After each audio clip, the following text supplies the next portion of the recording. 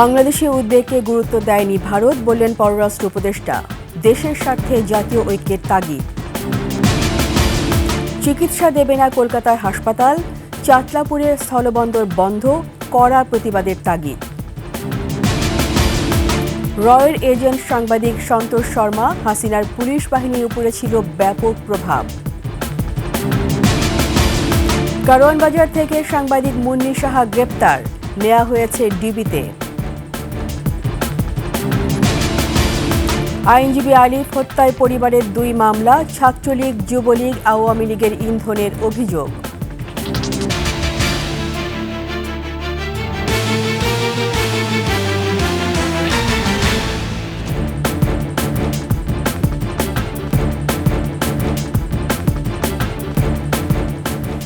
শুনছিলেন সংবাদ শিরোনাম। আমন্ত্রণ রাতের 21 সংবাদে, সাথে আছি আমি রীতা চৌধুরী। দর্শক, 21 টেলিভিশনের সংবাদ একই সাথে সরাসরি দেখতে পাবেন আমাদের ফেসবুক পেজ www.facebook.com/2124 অনলাইনে। সাবস্ক্রাইব করতে পারেন www.youtube.com/@21TV চ্যানেলে।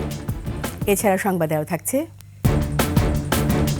গণমাধ্যমে অসামান্য অবদানের জন্য বিজিসিএফ অ্যাওয়ার্ড পেলেন 21 টেলিভিশনের ভাইস চেয়ারম্যান ও ম্যানেজিং ডিরেক্টর তাসনোভা মাহবুব সালাম।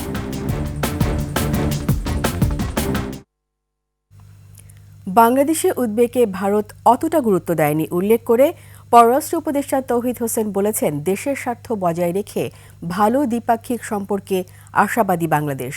তবে জাতীয় স্বার্থে জাতীয় ঐক্যমত থাকা জরুরি বলে মনে করেন উপদেষ্টা। আর বিশিষ্টজনরা বলেছেন, ভারতের সাথে যত বিনিময় হোক তাতে যেন অক্ষুণ্ণ থাকে দেশের মর্যাদা। প্রণব চক্রবর্তী রিপোর্ট। এই বিপ্লবের দেশের বাস্তবতায় বাংলাদেশ ভারত সম্পর্ক কেমন হওয়া উচিত সে বিষয়ে নর্থ সাউথ বিশ্ববিদ্যালয়ে এই আলোচনা সভা। এ সময় দেশের স্বাধীনতা, সার্বভৌমত্ব এবং মর্যাদার প্রশ্নে মতামত তুলে ধরেন বিশিষ্টজনেরা। আফগানিস্তানকে পাকিস্তানের বিপরীতে স্ট্র্যাটেজিক রিয়ার বেস হিসাবে ব্যবহার করার জন্য ভারত প্রচুর বিনিয়োগ করেছিল। তালেবান আসার পরে সেটা পণ্ড হয়ে গেছে। আর আফগানিস্তানের সাথে চীনের সখ্যতা গড়ে তুলেছে। এখন বাংলাদেশের ক্ষেত্রেও এই সম্ভাবনা তৈরি হয়েছে। এটা ভারতের একটা ভয়। ভারত কি দয়া করে বাংলাদেশকে স্বাধীনতা দিয়েছে? পাকিস্তান তাদের জন্য একটা থ্রেট ছিল। আমরা স্বাধীন হতে চেয়েছি, একইভাবে ওরাও ওদের প্রতিপক্ষ যে আপনার শত্রু তাদেরকে তারা দুর্বল করতে চেয়েছে। বন্ধুত্বের দোহাই দিয়ে ভারতের অযাচিত নাক গলানোর বিরোধিতা করেন বক্তারা।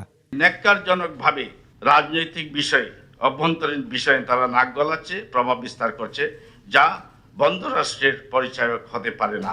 প্রধান অতিথির বক্তৃতায় পররাষ্ট্র উপদেষ্টা বলেন, পরিবর্তিত এই পরিস্থিতি বিবেচনায় নিয়ে জাতীয় স্বার্থে আমাদের ঘর গোছানোর এখনই সময়।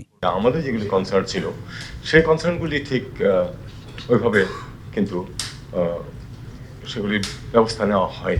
আমরা আশাবাদী হতে চাইবো যে আমরা একটা ভালো সম্পর্ক প্রতিষ্ঠা করতে পারবো, যাতে করে দুই পক্ষের স্বার্থ সংরক্ষিত হয়। কাউকে হুমকি নয়, আবার কারো হুমকিকে গ্রাহ্য করা হবে না জানিয়ে আন্তর্জাতিক ও অভ্যন্তরীণ বিষয়ে সক্ষমতা বাড়ানোর আহ্বান জানান পররাষ্ট্র উপদেষ্টা।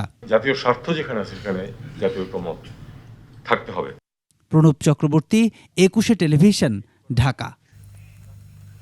আওয়ামী লীগ সরকার পতনের পর ভারত বাংলাদেশের অভ্যন্তরীণ বিষয় নিয়ে উস্কানি দিচ্ছে। সাম্প্রদায়িক উস্কানি দিয়ে সীমান্ত বন্ধ করে দিয়েছে ইসকনের সদস্যরা। সম্প্রতি ভারতের ক্ষমতাসীন দল বিজেপি ও ভারতীয় মিডিয়ায় বাংলাদেশ বিরোধী তৎপরতা লক্ষ্য করা যাচ্ছে। বিশ্লেষকরা বলছেন, নতজানু নীতি থেকে বের হয়ে বাংলাদেশকে শক্তিশালী কূটনৈতিক উদ্যোগ নিতে হবে। মানিক শিকদারের রিপোর্ট। বাংলাদেশের পতাকা পুড়িয়ে এভাবেই উচ্ছ্বাস প্রকাশ করে ভারতীয়রা। প্রতিদিন ভারতের বিভিন্ন গণমাধ্যমে বাংলাদেশ নিয়েই তাদের চর্চা, যুদ্ধের প্রস্তুতির কথাও বলা হচ্ছে। তখন এরা বুঝবে যে ইসকনের গায়ে হাত দেওয়ার পরিণামটা কি। সংখ্যালঘুদের উপর হামলা হুমকির প্রতিবাদে বাংলাদেশি রোগীদের চিকিৎসা না দেওয়ার সিদ্ধান্ত নিয়েছে কলকাতার জেএনএ রায় হাসপাতাল। কোনো রকম মেডিকেল পরিষেবা দেব না। দুই দেশে সব সীমান্তে হাই অ্যালার্ট দিয়েছে ভারত। ইসকন সমর্থকদের বাধায় চাতলাপুর সীমান্তে পণ্য আমদানি রপ্তানি বন্ধ করে দেওয়া হয়েছে। সুইজারল্যান্ডের জেনেভায় জাতিসংঘের সংখ্যালঘু বিষয়ক ফোরামের অধিবেশনে বাংলাদেশের সংখ্যালঘুদের উপর নির্যাতন হচ্ছে বলে অভিযোগ করে ভারত। তবে বাংলাদেশের পক্ষ থেকে প্রতিবাদ জানিয়ে বলা হয়, সংখ্যালঘু নির্যাতন নিয়ে কুচক্রী মহল ভুয়া, মিথ্যা ও অতিরঞ্জিত তথ্য প্রচার করছে। বর্তমান পরিস্থিতিতে দুই দেশের কূটনৈতিক সম্পর্ক জোরদার করার কথা বলছেন রাজনৈতিক বিশ্লেষকরা। আমরা মনে করি যে এই পরিস্থিতিতে এই যে ভারতে পতাকা পোড়ানো হচ্ছে, ভারতে উগ্র কথাবার্তা বলা হচ্ছে, আমাদের চট্টগ্রাম দখল করা হবে, রংপুর দখল করা হবে, কুমিল্লা দখল করা হবে, হুমকি দেওয়া হচ্ছে, এই সমস্ত বিষয়ে আমি মনে করি ভারতীয় রাষ্ট্রদূতকে, ভারতীয় হাইকমিশনারকে ডেকে এনে আমি মনে করি আমাদের প্রতিবাদটা স্ট্রংলি জানানো দরকার। দেশের মানুষের স্বার্থ জলাঞ্জলি দিয়ে আওয়ামী লীগ একতরফা সুযোগ সুবিধা দিয়ে এসেছে। পরিস্থিতি বদলে যাওয়ায় এই সুবিধা পাবে না ভারত। তাই ভারত চাইছে ঘোলা জলে মাছ শিকার করতে। তারা বহুবারই বলছে শেখ হাসিনার সাথে তাদের সম্পর্কের উচ্চতা অনেক উপরে উঠছে। শেখ হাসিনা একবার কিন্তু বলেছেন যে আমি ভারতকে যা দিয়েছি তা ভারত সারা জীবন মনে রাখবে, এবং এদেশের মানুষকে মানবতার জীবনযাপনের বাধ্য বসে আমাদের মানুষগুলো কৃতদাসের মতো হয়ে গেছিলাম। একটা দাঙ্গা লাগাবার চেষ্টা বিভিন্ন তরফ থেকে হইতেছে, সেইটার ব্যাপারে আমি মনে করি তত্ত্বাবধায়ক সরকার যথেষ্ট সজাগ আছে এবং যথেষ্ট সচেতন। ভারতের আগ্রাসী মনোভাবের বিরুদ্ধে বাংলাদেশকে শক্ত অবস্থানে দেখতে চান রাজনীতিবিদরা। ভারত আমাদের মুক্তিযুদ্ধে সাহায্য করেছে, অবশ্যই এটাকে আমরা সবসময় চিরদিন স্মরণ রাখবো, কিন্তু তারা যে আমাদের সীমান্তের লোক মারছে, তারা যে বারবার বন্যার পানির অন্যায্য আচরণ করে আমাদের এখানে বন্যার সৃষ্টি করছে, তাদের সাথে যে আমাদের বাণিজ্যিক অসম চুক্তি, এই কথাগুলো তো আমাদেরকে বলতে হবে। এটা আমরা ছোট দেশ বলে যদি মনে করে হুঙ্কার দেয়, সেটা যেমন ঠিক হবে না, আবার আমরা খুব লাফালাফি করে খুব প্রতিক্রিয়া দেখালাম, সেটাও ঠিক হবে না। দুই দেশের সম্পর্কের ভিত্তিতে আলোচনা, ডায়ালগের বাইরে কিছু নাই, পৃথিবীতে ডায়ালগ দিয়ে চলে। একই সাথে পারস্পরিক শ্রদ্ধাবোধ ও আলোচনার মাধ্যমে যে কোনো সংকট মোকাবেলায় অন্তর্বর্তী সরকারকে উদ্যোগ নেওয়ার আহ্বান বিশ্লেষকদের। আমি মনে করি তত্ত্বাবধায়ক সরকার যথেষ্ট সচেতন আছে, আমাদের দেশবাসী মানুষও সচেতন আছে এটার ব্যাপারে। মানিক শিকদার, 21 টেলিভিশন, ঢাকা। রয়ের এজেন্ট হিসেবে কাজ করেছেন। এজেন্টদের সঙ্গে নিয়ে ডিবি কার্যালয়ে গিয়ে জিজ্ঞাসাবাদ করেছেন অনেককে। গত সরকারের এজেন্ডা বাস্তবায়নে প্রভাব বিস্তার করেছেন পুলিশ কর্তাদের উপর, এমন অভিযোগ সাংবাদিক সন্তোষ শর্মার বিরুদ্ধে। আর তার সম্পাদিত কালবেলা পত্রিকা ইসকনের মুখপাত্র হিসেবে কাজ করে বলেও রয়েছে অভিযোগ। বিস্তারিত আলী আহমেদের রিপোর্টে। সন্তোষ শর্মা, এখন তিনি দৈনিক কালবেলার সম্পাদক ও প্রকাশক। কাজ করেছেন শক্তি নামের পত্রিকায়। সাপ্তাহিক সুগন্ধার মালিক ছিলেন সন্তোষ শর্মা। হয়েছিলেন দৈনিক আমাদের সময় পত্রিকার ব্যবস্থাপনা সম্পাদকও। দেশে পূজা উদযাপন পরিষদের কেন্দ্রীয় কমিটির সাধারণ সম্পাদকও তিনি। ভারতের প্রধানমন্ত্রী নরেন্দ্র মোদীর সাথে ঘনিষ্ঠতার সংবাদ প্রকাশ করে তার নিজের পত্রিকাতেই। পেশাগত এসব পরিচয়ের আড়ালে সম্প্রতি বেরিয়ে আসছে ভয়ঙ্কর তথ্য। সন্তোষ কিন্তু দুটো ট্রাম কার্ড সে ইউজ করে, একটা সাংবাদিকতার, আরটা হলো সম্পর্ক। সে বাংলা পূজা উদযাপন পরিষদের সাধারণ সম্পাদক। হেফাজতে ইসলামের যুগ্ম মহাসচিব মুফতি হারুন ইজহার চৌধুরীর দাবি, ভারতীয় গোয়েন্দা সংস্থা র এর এজেন্ট সন্তোষ শর্মা।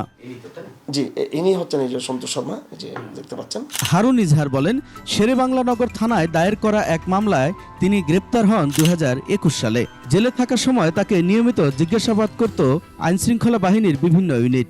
সিটিটিসির কার্যালয়ে পুলিশের জিজ্ঞাসাবাদের সময় তিনি মুখোমুখি হন সন্তোষ শর্মারও। আমি বললাম যে আমি চোখ বাঁধা অবস্থায়, আপনাদের হ্যান্ডকাপ পরা চোখ বাঁধা, আমি আপনাদের কোনো হেল্প করতে পারবো না, আমি আই ফিল নার্ভাস। তো একটা পর্যায়ে তারা আমার চোখটা খুলে দেয়। আমাকে সন্তোষ বলতেছে যে আমি এই মানবাধিকার সংস্থার পক্ষ থেকে এসেছি, আর এই ভদ্রলোক শ্রীলঙ্কা থেকে এসেছেন, তিনিও মানবাধিকার সংস্থার একজন বড় দায়িত্বশীল, তিনি আপনাকে কিছু জিজ্ঞেস করবেন, তো আপনি সত্য কথা বলার চেষ্টা করবেন। সন্তোষ নিজে জিজ্ঞাসা শুরু করলো, আপনি আফগানিস্তানে কয়েকবার গিয়েছেন? আমি বললাম আমি আফগানিস্তান যাবো কি জন্য? সে তখন আমাকে বলছে আপনি মিথ্যা কথা বলতেছেন। সে আমাকে ধমক দিচ্ছে এবং বলতেছে আপনি যদি সত্য কথা না বলেন আপনার কিন্তু অসুবিধা হবে। তার দাবি, সন্তোষ শর্মার সাথে ছিল একজন যিনি নিজেকে শ্রীলঙ্কান বলে পরিচয় দিল, তিনি আসলে ছিলেন ভারতীয়। পার্শ্ববর্তী বসা লোকটা যে আসলে এই বাংলাদেশস্থ ভারতীয় দূতাবাসের, উনি একজন বড় কর্মকর্তা, সম্ভবত তিনি, ওনাকে বলা হয় এডুকেশন মিনিস্টার, এবং গোয়েন্দা ভাষায় যেটাকে বলা হয় হয়তো এই স্টেশন ম্যানেজার বাংলাদেশের, এবং তার নামটাও আমি সম্ভবত পেয়েছি, সেটা হলো ডক্টর মিদিচি। এবং প্রায় 4 ঘন্টাব্যাপী আমাদের এই ইন্টারোগেশনটা চলে। আমার বিদেশি ভদ্রলোক আমাকে জিজ্ঞেস করলেন, যে প্রথম জিজ্ঞেস করলেন পাকিস্তান এমবেসি যে কোন ইহা আতা হয়। অনেকের প্রোফাইল তারা দেখাতো, শত প্রোফাইল তাদের, এদের আমাদের অন্যান্য মুসলিম ভাইদের। তো এইসব তথ্যগুলো ইন্ডিয়ান কর্মকর্তারা এসে নিয়মিত সিটিডিসি রুম ওখান থেকে তারা নিয়ে যেতেন, এবং আমি মনে করি ডিবিতেও এটা হতো কাজটা, এবং তদন্তের সময় র্যাবের যে অফিস ইউনিটগুলো ছিল সেম এই কাজগুলো হতো। অর্থাৎ দেশের জনগণের নাগরিকদের এই তথ্যগুলো বিদেশিরা নিয়ে যেত। যখন জিজ্ঞাসাবাদ করতেছে বাংলাদেশের একজন ডিসি, একজন এডিসি, তারা একেবারে শ্রোতার মতো নিরীহ লোকের মতো তারা তাকিয়ে আছে। তারা এখানে ডিসি আব্দুল মান্নান বসা, সামনে ডিসি ইমরান বসা, মনে হচ্ছে যেন যারা বিদেশ থেকে আসছেন উনি big boss, he is big boss, আর এনারা হলেন চাকর বাকর। র এর এজেন্ট সহ সন্তোষ শর্মা তাকে জিজ্ঞাসাবাদ করেই ক্ষান্ত হননি। পুলিশ কর্তাদের টাকা দিয়েও জিজ্ঞাসাবাদ অব্যাহত রাখেন। এইভাবে একটা খাম, মোটা একটা খাম, সেখানে অবশ্যই খামের ভিতর তো কি ছিল বুঝতে জানি, এটা একটা খাম ধরে দিল, ডিসি আব্দুল মান্নানের হাতে ধরে খামটা রাখলো, এবং তারা একটু করে বিব্রত হয়ে আবার হাসি দিল সে, এবং একটা এরকম লিস্টি দিলেন তার কাগজের একটু বড়। রাত্রে 1টা-2টার দিকে আমাকে ঘুম থেকে ডেকে টর্চার রুমে ঢোকানো হয়, এবং একজন এডিসির নাম এডিসি তৌহিদ, সম্ভবত এডিসি আতিক, এডিসি তৌহিদ, এর দাঁড়িয়েও আছে। সে আমাকে অনেক নির্যাতন করেছে, অনেক বেশি আমার উপর সে প্রেশার সে তৈরি করেছিল, এবং আমাকে বলছে মিথ্যা স্বীকারোক্তি দেওয়ার জন্য। তো রাত 2টা বাজে নিয়ে ওই কাগজটা নিয়ে, যে কাগজটাকে আমি দেখলাম যে তাদের কাছে ছিল, তখন সেটা সেম কাগজ বের করে তারা আমাকে জিজ্ঞাসাবাদ শুরু করলো। এমন অভিযোগ আছে আরো। সে বললেন আমি মানবাধিকার কর্মী, আমি আপনাকে হেল্প করতে আসছি, সহযোগিতা করতে আসছি। তো আমি চিন্তা করলাম আমি এত ঘুম থাকার পরে, মামলা দেওয়ার পরে হয়তো আল্লাহ তাআলা কোনো সাহায্য আসতে পারে, একটু মানবাধিকারের কথা বলতেছে। সে আমাকে বিভিন্ন দিক জিজ্ঞাসা করে এক পর্যায়ে বলে যে ইন্ডিয়ান ভাষায় যারা কথা বলে এদেরকে বলে আপনারা কিছু জিজ্ঞাসাবাদ করেন, হিন্দিতে ইংলিশে জিজ্ঞাসা করতেছে। পরে দেখলাম যে লোকগুলা এলো ইন্ডিয়ান লোক। বের হওয়ার পরে দেখলাম যে ওই ব্যক্তির চেহারা সম্পূর্ণ ওই যে কালবেলার সম্পাদক সন্তোষ শর্মা। সন্তোষ শর্মার শ্বশুর বীরেন শিকদার মাগুরা 2 আসনের সাবেক সংসদ সদস্য। তার বিরুদ্ধে আছে বহুমাত্রিক অভিযোগ। জনশ্রুতি আছে শ্বশুরের ক্ষমতাকেও কাজে লাগাতেন সন্তোষ শর্মা। এমন কোনো অপকর্ম নাই যে অপকর্মগুলো তারা করেনি, নিজেরা না করতে পারে তার দোসরদের দিয়ে করা হয়েছে, তার ভাইদের দিয়ে করা হয়েছে, এবং অনেক সময় ওখানেও যদি না হয়েছে তার দোসরদের লেলিয়ে দিয়েছে, সরাসরি অস্ত্রপাতি বিলিয়ে দিয়েছে। তারা এই জায়গার থেকে আমার মাইক ধরে করে আমার দোকানপাট লুটপাট করে নিয়ে যায়, ভেঙে ছিঁড়ে নেয়, আমার প্রায় 8 থেকে 10 লাখ টাকা ক্ষতি হয়। 5 আগস্টের পর 28 জন সাংবাদিকের বিরুদ্ধে ব্যবস্থা নিতে দুদকে চিঠি পাঠায় তথ্য ও সম্প্রচার মন্ত্রণালয়। একই চিঠি পাঠানো হয় বাংলাদেশ ফাইন্যান্সিয়াল ইন্টেলিজেন্স ইউনিটেও। সেই চিঠিতে আছে সন্তোষ শর্মার নাম। বাতিল করা হয়েছে তার প্রেস অ্যাক্রিডিটেশন কার্ডও। তার বিরুদ্ধে ওঠা অভিযোগ বিষয়ে জানতে 21-এর টিম যায় কক্সবাজারের রামু উপজেলার ফতেখারকুল ইউনিয়নের পশ্চিম মেরুবাংলায়। সেখানে থাকেন তার 3 ভাই। তিনিও কক্সবাজারে গেলে থাকেন সেখানে। তবে সন্তোষ শর্মার বিষয়ে ক্যামেরায় কথা বলেননি পরিবারের কেউ। ইসকনের প্রমোটার বলেও অভিযোগ আছে সন্তোষ শর্মার বিরুদ্ধে। তার পত্রিকা ইসকনের যে কোনো প্রোগ্রামকে ব্যাপক কাভারেজ দেন, তৈরি করেন ভিডিও স্টোরি, আর পূজা উদযাপন পরিষদের সাধারণ সম্পাদকের পদকে ঢাল হিসেবে ব্যবহার করেন। তার পত্রিকা কালবেলায় পাশের একটি দেশের গোয়েন্দা সংস্থার বিনিয়োগ আছে বলেও অভিযোগ রয়েছে। সন্তোষ শর্মা রয়ের এজেন্ট, এটা তার বলতে বাকি নেই। এসব অভিযোগের তদন্ত করে ব্যবস্থা নেয়ার দাবি হিন্দু মহাজোটের মহাসচিবের। এই ব্যাপারে সরকারের গোয়েন্দা বিভাগ আছে, তারা এটা তদন্ত করে তার যদি সম্পৃক্ততা পায় অবশ্যই তার বিরুদ্ধে ব্যবস্থা নেওয়া উচিত। বৈষম্য বিরোধী ছাত্র আন্দোলনে তোপের মুখে আওয়ামী লীগ সরকারের পতন হয় 5 আগস্ট। বিক্ষোভ দমনে গুলি ছুড়তে নির্দেশ দেয়া ঊর্ধ্বতন পুলিশ কর্মকর্তাদের একজন হলেন ঢাকা মহানগর গোয়েন্দা পুলিশের সাবেক অতিরিক্ত কমিশনার হারুনুর রশিদ। ভাতের হোটেলের হারুন বা ডিবি হারুন নামে পরিচিত পাওয়া হারুনুর রশিদের সাথে সন্তোষ শর্মার আছে বিশেষ সম্পর্ক। প্রতারণার ফাঁদ হিসাবে হারুনের ভাতের হোটেল ব্যবহার করতেন সন্তোষ শর্মা।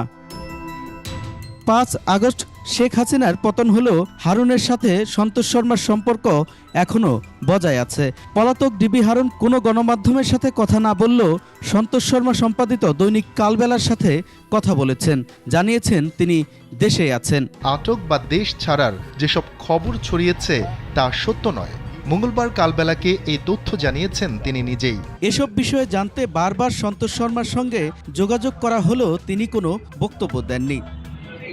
সন্তোষের মধ্যে যদি অনুশোচনা আসে, সে প্রকাশ্যে জাতির উদ্দেশ্যে ক্ষমা চাক, আমরা ক্ষমা করবো তাকে, যে সরি, আমার পুরো জাতির কাছে আমি ক্ষমা চাচ্ছি, আমি ইন্ডিয়ান রয়ের দালাল ছিলাম, আমি এজেন্ট ছিলাম, আমি এটা চাপে পড়ে করছি বা যেভাবে হোক করছি, আমি এটা তাকে সরি বলতে হবে, জাতির উদ্দেশ্যে তাকে বলতে হবে সেটা।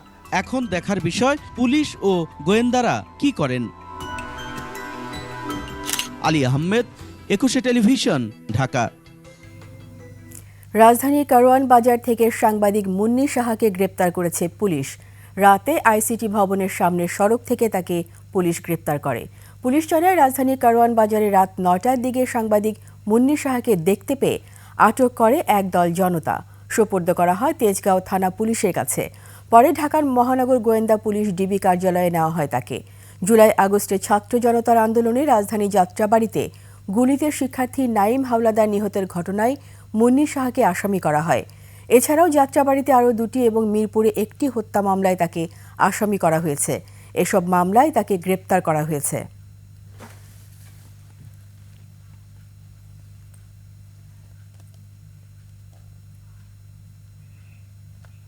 চট্টগ্রামে আইনজীবী সাইফুল ইসলাম আলিফ হত্যায় 31 জনের বিরুদ্ধে মামলা করেছেন তার বাবা। এছাড়া আদালতে আইনজীবী ও পুলিশের উপর হামলায় সাইফুলের ভাই মামলা করেছেন আরও 116 জনের বিরুদ্ধে। এদিকে পুলিশের 3 মামলায় 38 জনকে গ্রেপ্তার করা হয়েছে। তাদের মধ্যে 9 জন হত্যায় সরাসরি জড়িত বলে জানিয়েছে পুলিশ। হাসান ফেরদৌসের তথ্যচিত্রে ইউসুফ হাসান নাইমের ডেস্ক রিপোর্ট। চট্টগ্রামে আইনজীবী সাইফুল ইসলাম হত্যার অভিযোগে 31 জনের বিরুদ্ধে মামলা হয়েছে। নিহতের বাবা জামাল উদ্দিন বাদী হয়ে কোতোয়ালি থানায় এই মামলা করেন।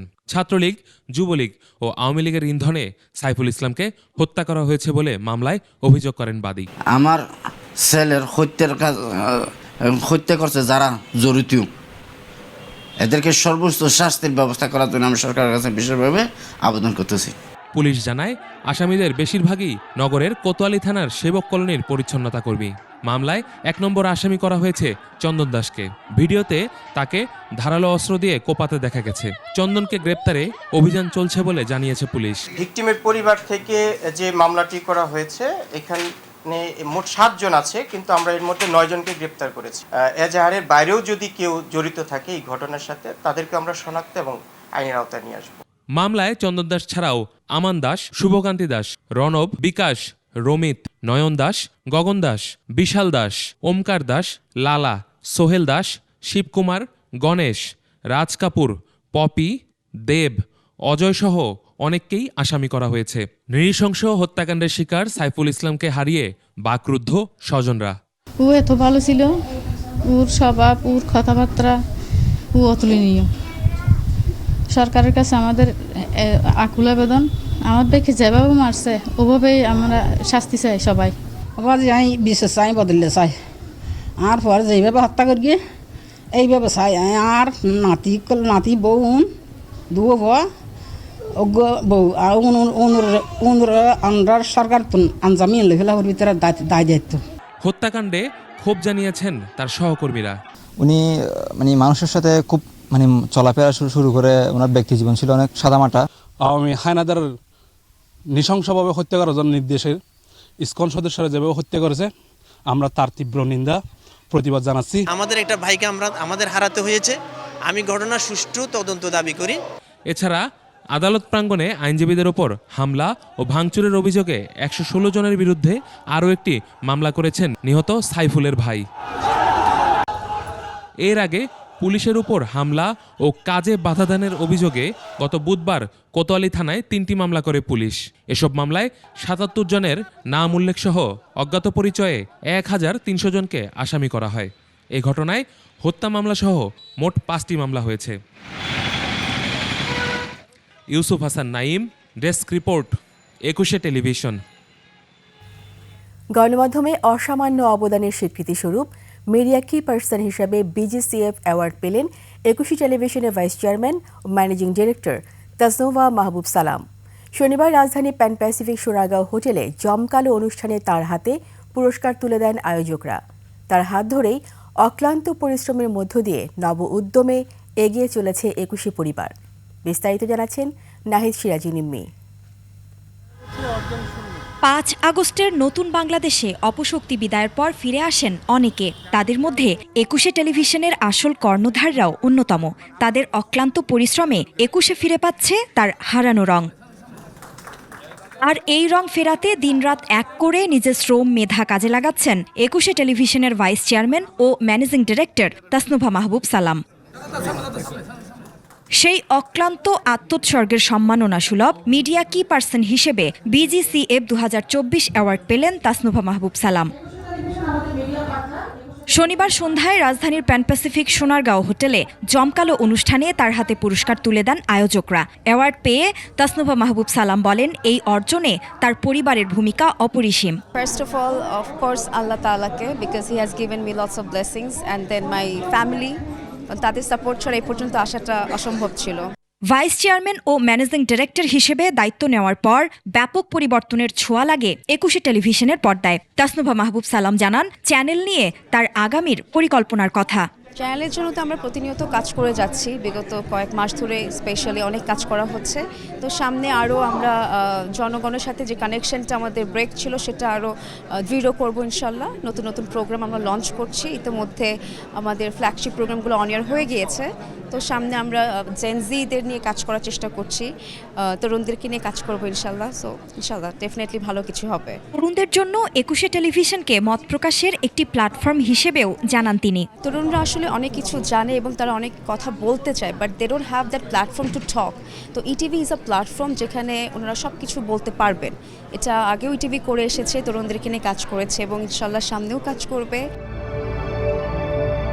পরিবর্তনের ধারাবাহিকতার মধ্য দিয়ে বেড়েছে নিউজের সংখ্যা, একই সাথে বেড়েছে মান। সেই সাথে ২১এর ফ্ল্যাগশিপ প্রোগ্রাম যেমন ২১এর সকাল, ২১এর চোখ, জনতার কথা এরই মধ্যে নতুনভাবে নতুন রূপে তাদের দর্শকদের কাছে ফিরেছে। আবারও চালু হতে যাচ্ছে শিশুদের জনপ্রিয় সংবাদভিত্তিক অনুষ্ঠান মুক্ত খবর। বাচ্চাদের সংবাদভিত্তিক অনুষ্ঠান মুক্ত খবর ও দেশজুড়ে শুরু করা হচ্ছে নতুনভাবে। পাশাপাশি স্পোর্টস নিয়ে নতুনভাবে নতুন আঙ্গিকে কাজ শুরু করা হচ্ছে। সেই সঙ্গে খেলা প্রেমীদের জন্য BPL নিয়ে থাকছে বিশেষ আয়োজন। এছাড়াও ডিসেম্বরে প্রচারিত হবে জেএনজেডদের নিয়ে ব্যতিক্রমী ও ভিন্ন মাত্রার অনুষ্ঠান, যার শুটিং এরই মধ্যে শুরু হয়েছে।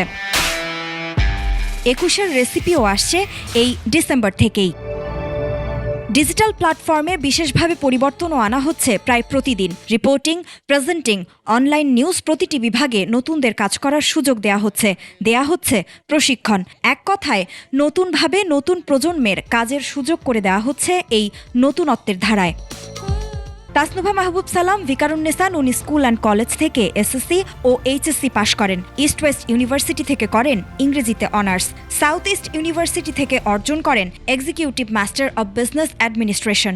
এরপর ইউনিভার্সিটি অব লন্ডন থেকে কৃতিত্বের সঙ্গে LLB ও ম্যারিটাইম লর উপর ওয়ার্ল্ড ম্যারিটাইম ইউনিভার্সিটি সুইডেন থেকে LLM পাশ করেন। আইন বিষয়ে পড়াশোনা শেষ করে দেশে ফেরেন তিনি। বর্তমানে ব্যবসার পাশাপাশি আইন পেশাতেও নিযুক্ত।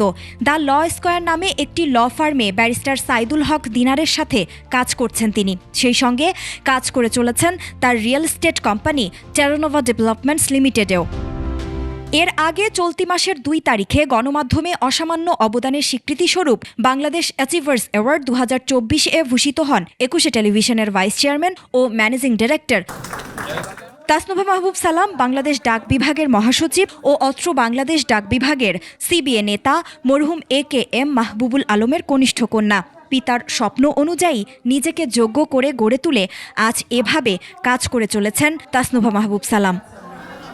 নাহিদ সিরাজি নিম্মি, ২১শে টেলিভিশন, ঢাকা। নিচে সংবাদ বিরতি। যখন ফিরব তখন অন্যান্য খবরের সঙ্গে আরও থাকবে। হাসপাতালে নূরের ওপর হামলা, বিমানবন্দর থেকে সুবর্ণাকে ফেরত।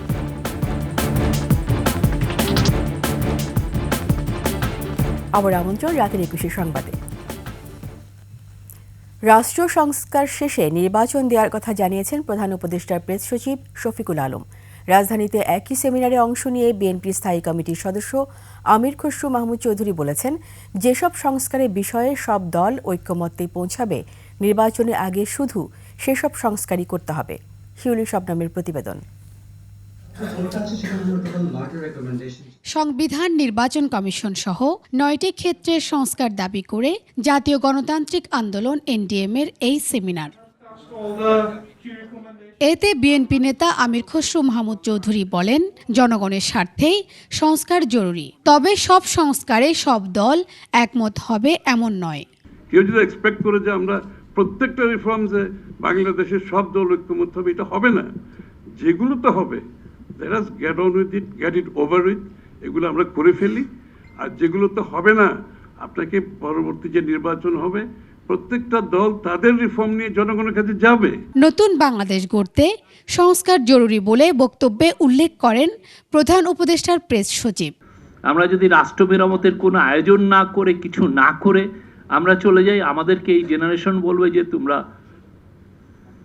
আমাদেরকে কাঠগড়ায় দাঁড় করাবে। আমরা ওই রকম করি যাতে 200-250 বছর বাংলাদেশ গভর্নমেন্টটা, বাংলাদেশটা টিকে থাকে, বাংলাদেশের পলিটিক্যাল সেটেলমেন্টটা টিকে থাকে। সেটার জন্যই আমরা সবাইকে ডিভোটের জন্য আহ্বান জানাচ্ছি। এখনও নির্বাচনের রূপরেখা না দেয়ায় ক্ষোভ প্রকাশ করে সেমিনারে রাজনৈতিক নেতারা বলেন, দলগুলোকে আস্থায় নিতে সরকার পুরোপুরি ব্যর্থ হয়েছে। দলগুলোর সহযোগিতা ছাড়া রাষ্ট্র সংস্কার করা অত্যন্ত কঠিন হবে। শিউলি শবনম, 21 টেলিভিশন, ঢাকা।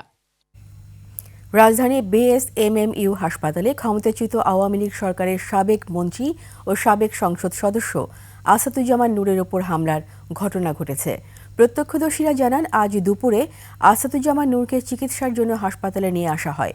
এ সময় জুলাই-আগস্ট আন্দোলনে আহত কয়েকজন শিক্ষার্থী তার উপর হামলা চালান। পরে শিক্ষার্থীদের হাসপাতালের পরিচালক ব্রিগেডিয়ার জেনারেল রেজাউর রহমানের কক্ষে নিয়ে যাওয়া হয়। গত 15 সেপ্টেম্বর রাতে রাজধানী থেকে হত্যা মামলায় আসাদুজ্জামান নূরকে গ্রেপ্তার করা হয়। পরে তাকে কারাগারে পাঠানো হয়।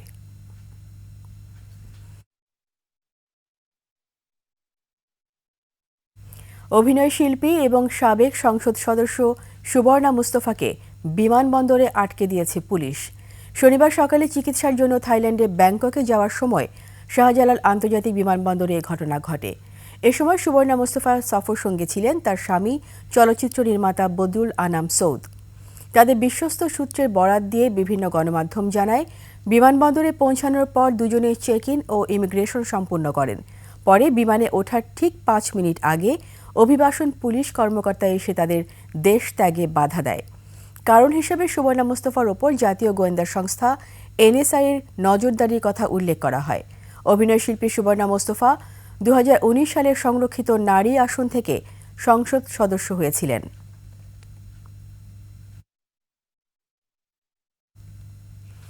বিদ্যুৎ ও জ্বালানি খাতের দায়মুক্তি আইন বাতিল করল সরকার। আইন, বিচার ও সংসদ বিষয়ক মন্ত্রণালয় আইনটি বাতিল করা হয়েছে জানিয়ে আজ প্রজ্ঞাপন জারি করে। এতে বলা হয়, সংসদ কার্যকর না থাকায় রাষ্ট্রপতির অধ্যাদেশ আকারে আইনটি বাতিল করা হয়েছে।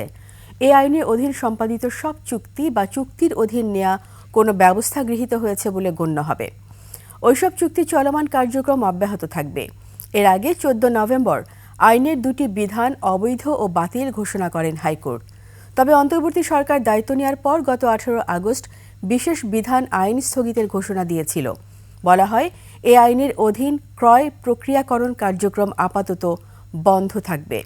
প্রতিযোগিতামূলক দরপত্র ছাড়া কাজ দিতে 2010 সালে বিদ্যুৎ ও জ্বালানি দ্রুত সরবরাহ বৃদ্ধি আইন করেছিল তৎকালীন আওয়ামী লীগ সরকার। এই আইনের অধীনে কোনো সিদ্ধান্তের বৈধতা নিয়ে আদালতে চ্যালেঞ্জ করা যাবে না, এমন বিধান থাকার কারণে এটি দায়মুক্তি আইন হিসেবে পরিচিতি পায়।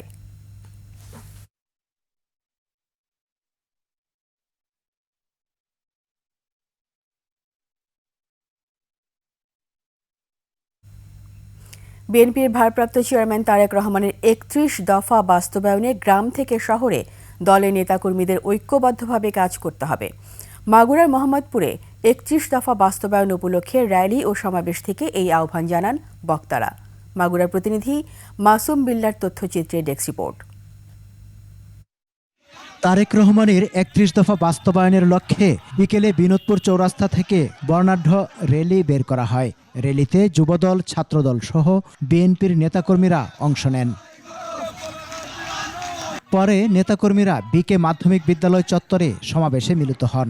মোহাম্মদপুর উপজেলা যুবদলের সদস্য সচিব শরীফ মুসল্লির সভাপতিত্বে সমাবেশে প্রধান অতিথি হিসেবে ভার্চুয়ালি যুক্ত হন ঢাকা মহানগর দক্ষিণ যুবদলের সদস্য সচিব SM রবিউল ইসলাম নয়ন। আমরা প্রতিটা ঘরে ঘরে বলেন তারেক রহমানের ৩১ দফা বাস্তবায়ন হলে বাংলাদেশ বিশ্বের রোল মডেল হবে। ৩১ দফা যদি বাংলাদেশে বাস্তবায়ন হয়, বাংলাদেশ হবে বিশ্বের বুকে রোল মডেল একটা কান্ট্রি। আমরা আশা করি আপনাদের পাশে সার্বিক সহায়তা করবেন। বক্তারা বলেন দেশবিরোধী সকল ষড়যন্ত্র মোকাবেলা করতে জাতীয়তাবাদী শক্তি ঐক্যবদ্ধভাবে কাজ করবে। মোহাম্মদপুর উপজেলা বিএনপির কমিটি গঠনে তার অগ্রণী ভূমিকা পালন ছিল, সে অগ্রণী ভূমিকা পালন করেছিল এবং আগামীতেও বিভিন্ন পর্যায়ে তার অগ্রণী ভূমিকা পালন করবে। স্থানীয় নেতাকর্মীরাও ৩১ দফা বাস্তবায়নে রাজপথে থাকার অঙ্গীকার ব্যক্ত করেন। সবাই সমন্বয়ে আজকে ৩১ দফা বাস্তবায়নের লক্ষ্যে আমরা এখানে সবাই একত্রিত। তারেক রহমান তাকে খুশি হয়ে বক্তব্যে বলেছিল, নয়নের মতন 10টা নয়ন থাকলে আমার বাংলাদেশ অনেক আগে স্বাধীন হতো। সমর ইসলাম, ডেস্ক রিপোর্ট, ২১ টেলিভিশন। সময় হয়েছে আবার একটি সংবাদ বিরতি। যখন ফিরব তখন অন্যান্য খবরের সঙ্গে আরও থাকবে। দ্বিতীয় ওয়ানডেতে আইরিশদের হারিয়ে বাংলাদেশের সিরিজ জয়, ফারজানা হকের হাফ সেঞ্চুরি। আবার আমন্ত্রণ রাতের ২১ সংবাদে। ঢাকা রিপোর্টার্স ইউনিটি DRU কার্যনির্বাহী কমিটির এবছর সভাপতি নির্বাচিত হয়েছেন আবু সালে আকন আর সাধারণ সম্পাদক হয়েছেন মাইনুল হাসান সোহেল। শনিবার নির্বাচনে ভোট গ্রহণ শেষে সন্ধ্যায় এ ফলাফল ঘোষণা করেন প্রধান নির্বাচন কমিশনার MA আজিজ। DRU এর সভাপতি পদে ৮০১ ভোট পেয়ে জয়ী হয়েছেন দৈনিক নয়া দিগন্তের আবু সালে আকন। নিকটতম প্রতিদ্বন্দ্বী মুরসালিন নোমানি পেয়েছেন ৪৯৬ ভোট।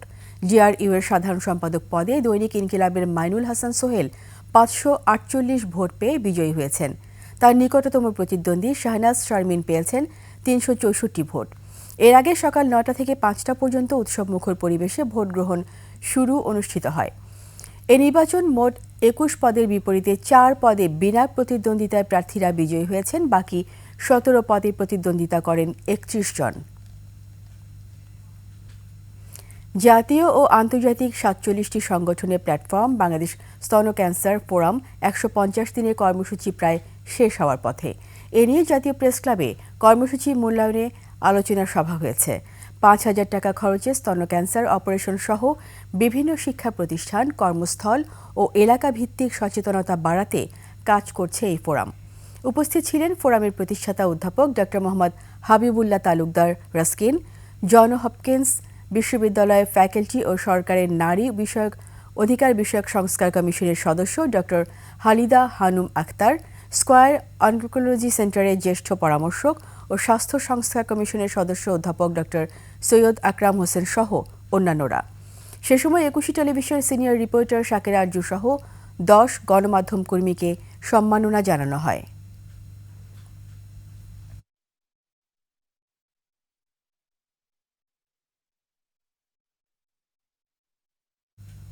এবার বাণিজ্য সংবাদ।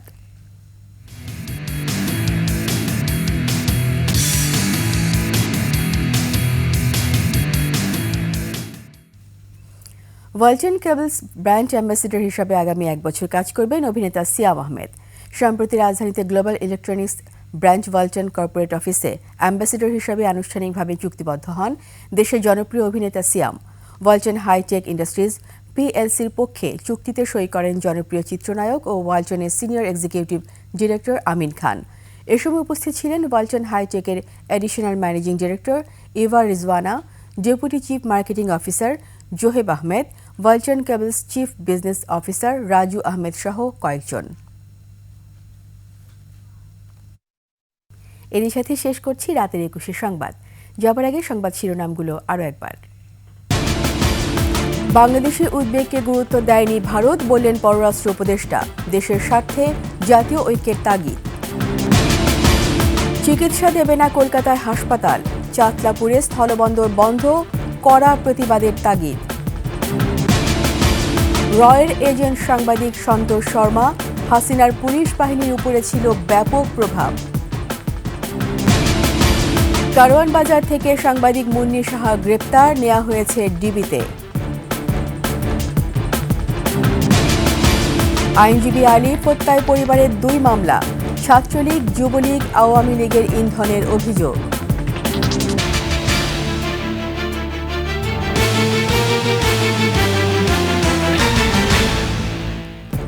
সবশেষ সংবাদ জানতে ডায়াল করুন 2021 নম্বরে আর ভিজিট করুন ekushe-tv.com ওয়েবসাইটে। ফেসবুকে ভিজিট করতে পারেন www.facebook.com/2124 অনলাইনে। সাবস্ক্রাইব করতে পারেন www.youtube.com/@ekushe-tv চ্যানেলে। এতক্ষণ সঙ্গে থাকার জন্য সবাইকে ধন্যবাদ। পরবর্তী সংবাদ রাত 1টায় দেখার আমন্ত্রণ রইল। একুশের সাথেই থাকুন।